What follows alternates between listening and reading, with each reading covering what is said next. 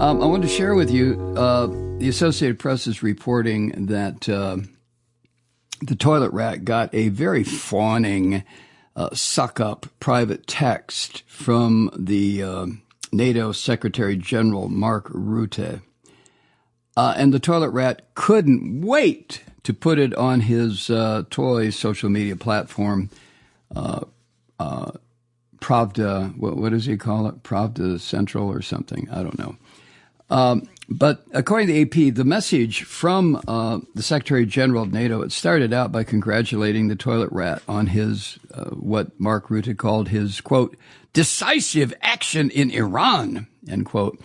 And then it got like gushing about reaching the precipice of achieving, quote, something no American president in decades could have done, end quote.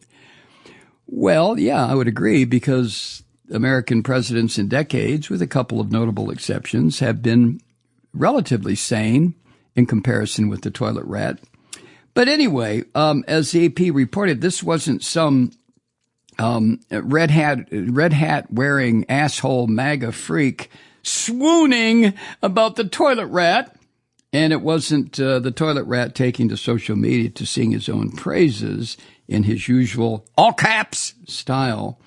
This came from NATO Secretary General Mark Rutte, who heaped direct praise on Trump as the toilet rat was in the air on his way to this 2-day summit in the Netherlands, at which the toilet rat spoke so eloquently this morning.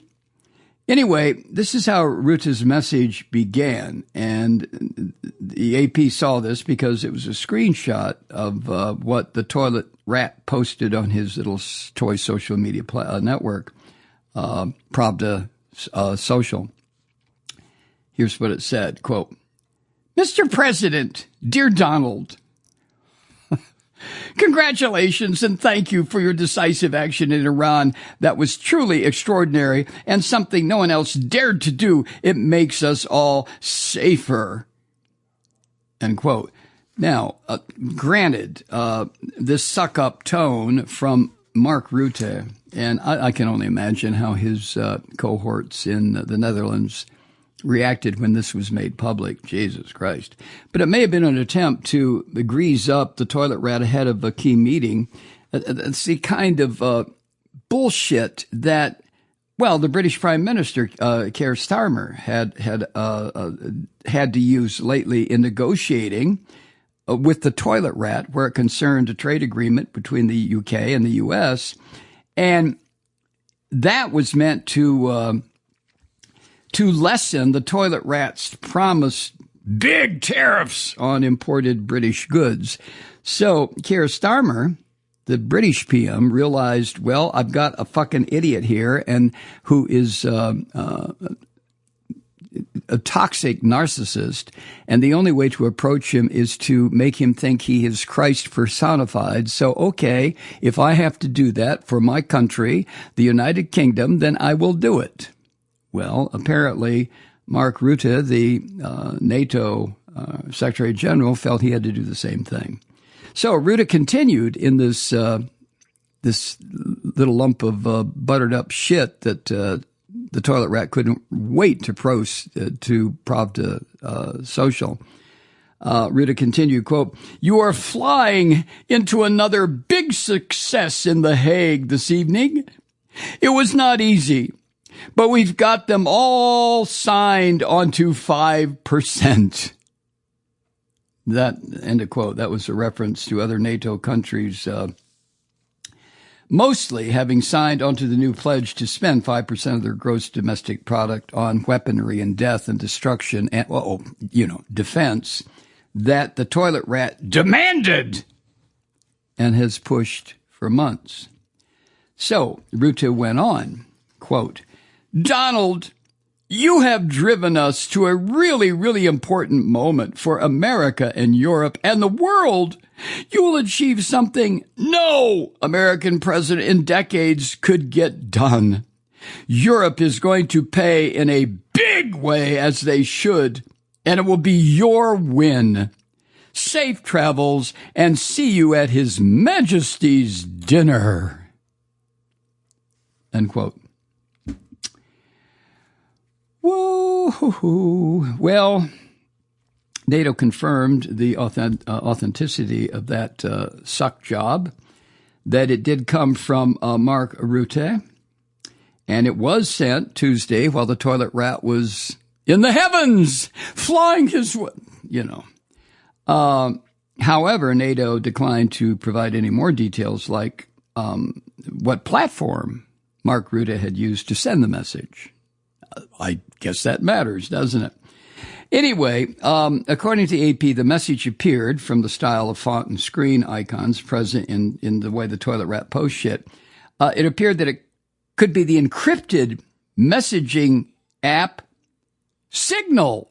That again, where communications can be set to auto-delete, which raised questions immediately about the potential difficulties of retaining messages as official records as part of the toilet rat's presidential archives.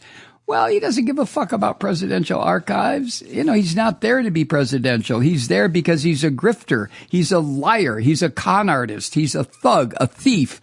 And that's the only reason he's there. I mean, he and his fucked up family have already accumulated hundreds of millions of dollars, if not billions, in just the first 5 months of the toilet rat's 2.0 presidency. We should all know that. And of course, Signal was at the center of that scandal in which the dry drunk Pete Hegseth, who also runs the Defense Department, used the app, which is unapproved, unsecured, to share classified material about, back in March, the U.S. airstrike against the Houthi rebel group in Yemen.